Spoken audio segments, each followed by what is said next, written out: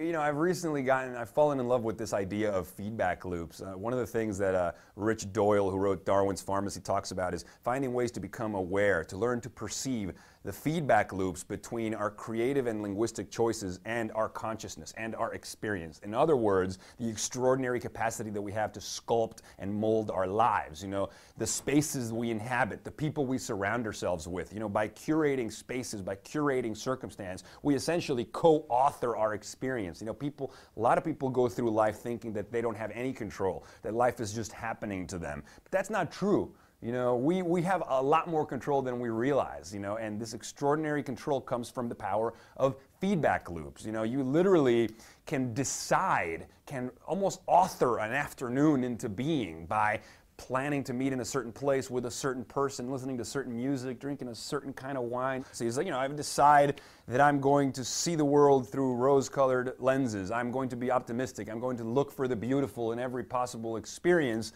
That intention, that agency, coupled with action, right, with editorial discernment and saying, okay, I'm going to do this, I'm going to hang out with this person, it creates a self-amplifying feedback loop. In other words, the intention to be optimistic makes me stumble upon all these things that make me feel more optimistic, and so on and so forth. And there's always going to be the wild card, there's always going to be the circumstances you can't plan for, there's always the unexpected relevance and the serendipity. But you know, just like that book, The Power of Pull, talks about, we can funnel the serendipity, or we can channel the serendipity funnel. We can help engender and engineer serendipity by the choices that we make every moment, right? And so, you know, by cultivating rich social networks, by cultivating weak ties, not just close ties, but the weak ties, by becoming connectors and by connecting others so that they connect us, we create a world in which these self-amplifying feedback loops feed on top of each other. So, you know, good circumstances lead to other good circumstances, which lead to other good circumstances, and each one of them encourages us to then live more openly and participate in that sort of creative flow space. And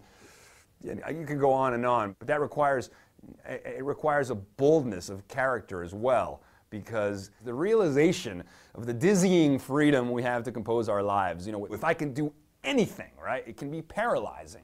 But I think that if we are able to courageously embrace the uncertainty of that freedom and then exercise, you know, discerning and smart and refined creative and linguistic choices every step of the way, we do have the capacity to turn our lives into a work of art. And why shouldn't we?